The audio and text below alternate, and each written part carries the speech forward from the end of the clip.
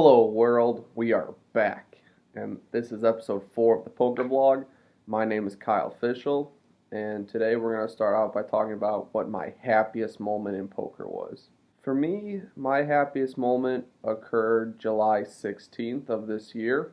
As you can see, the results were pretty poor, but it was my happiest moment because it was the first time I actually took the jump and attempted to play 2-5 poker.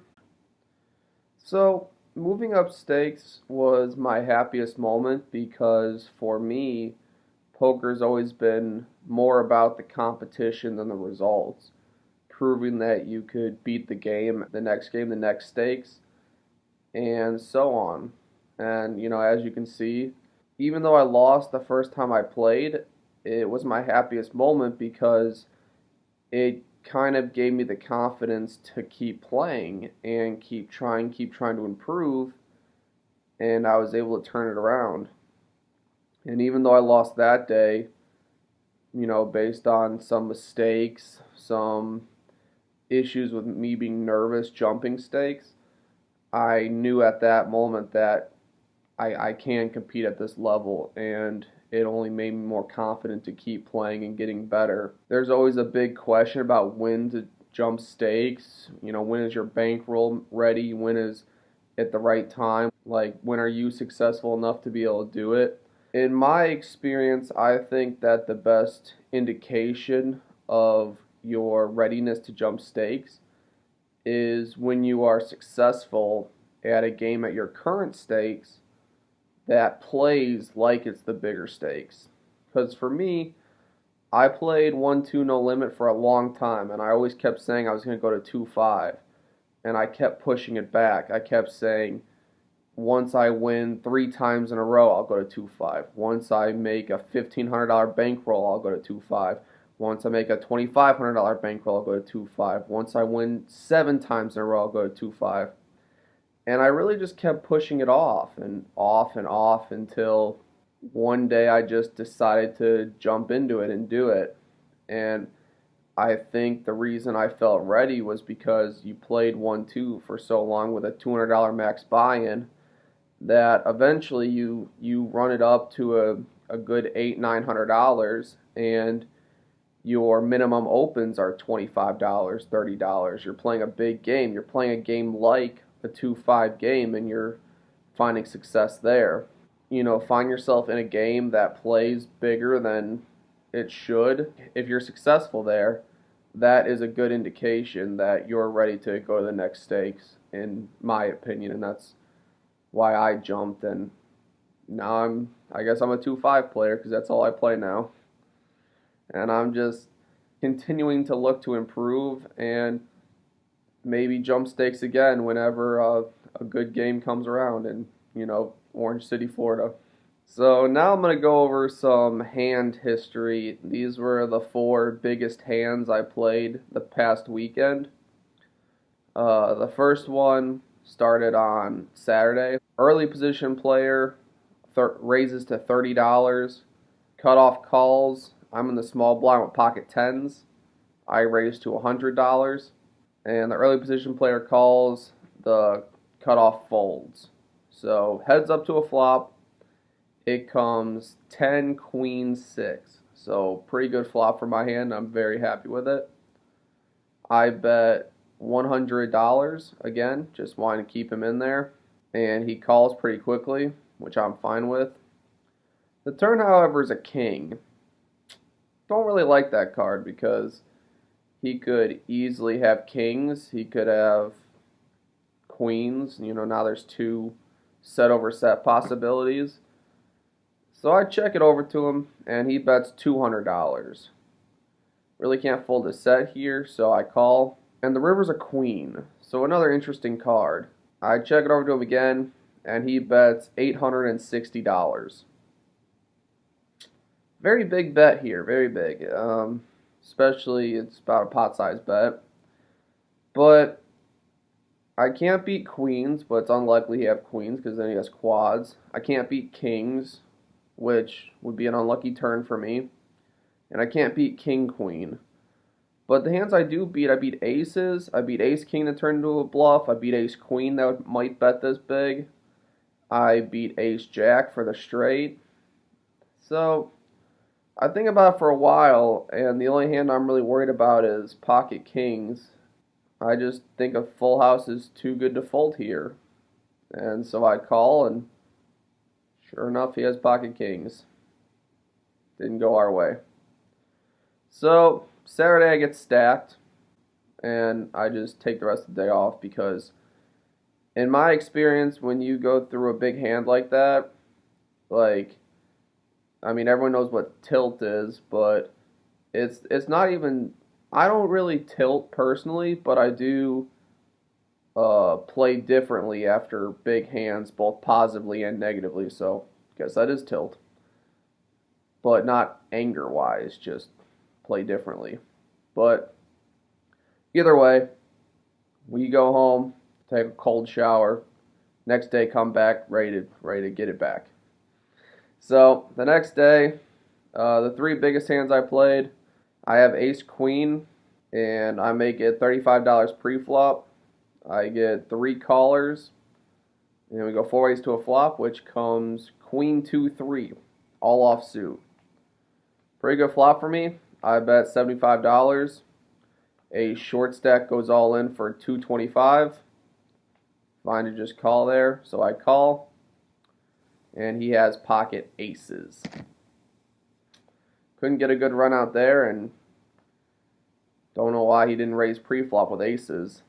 Kind of suspect, but it is what it is. Against the same player, a few hands later, he's short again, and I'll preface this hand by saying there was a $3,000 high hand promotion, so people were playing every single hand trying to get a full house to win this high hand for $3,000, me included.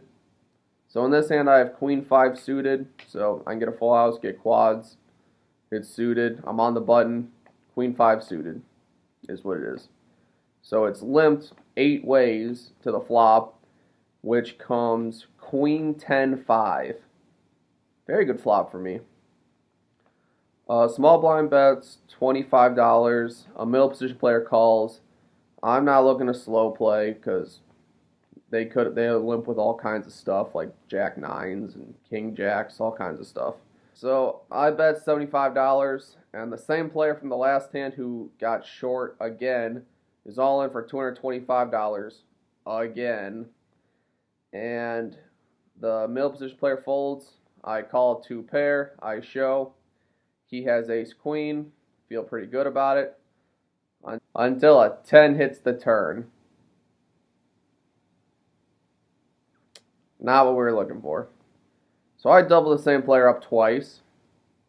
That was not fun. And then I get short. And a little bit later, I look down at queen jack of hearts. And a player who's a pretty weak player. So an early position player makes it $35 to go.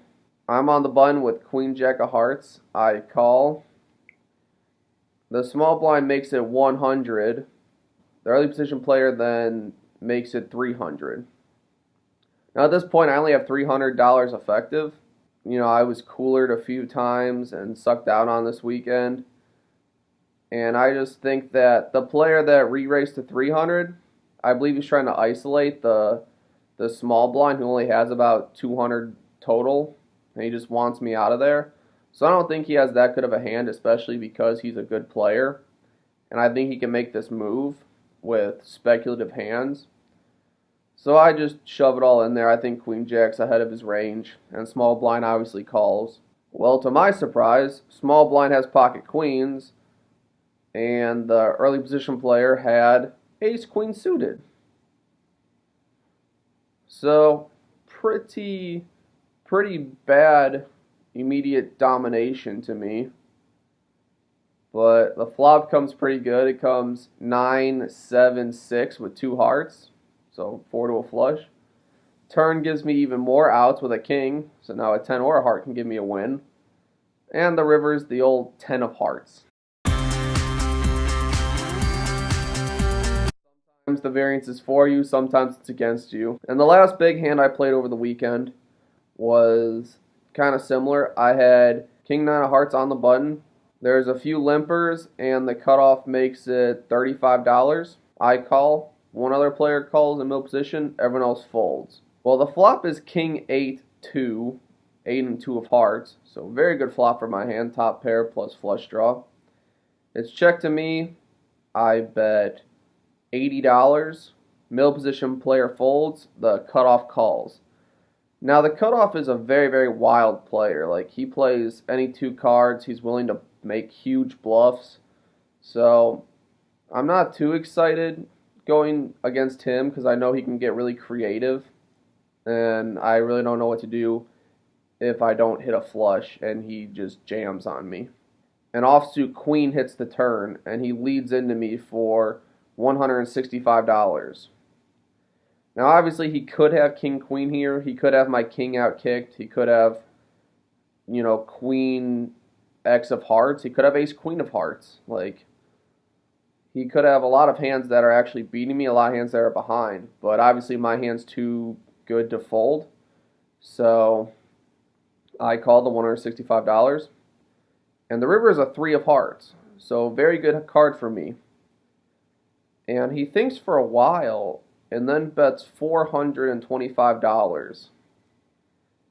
And obviously against literally anyone else I've ever played with besides this person, I'm just going to shove it all in there. But with this player, I think he really could have any ace of hearts that, because of how creative and wild he is, he just decides to lead out on the turn, try to win when a scary-ish queen comes, and then hit his flush and then, have his image pay him off. And I think if I raise here, all of his bluffs fold anyway, and maybe a set calls me, maybe two pair if I shove all in for like $1,200, but I don't really see anything worse than an ace-high flush calling. I think even, I really don't think he could have a set here. Hand doesn't make a whole lot of sense. And so I just call, and he shows 9-7 offsuit. So complete air, raise wouldn't have mattered, he's not going to call. And we turn the first day of this weekend where we lost a bunch of money. The second day we're able to turn around, get some profit, and have another good weekend. Well, that's it for this episode, guys. Thank you for the likes, the subscribes, and the comments. There will be more coming.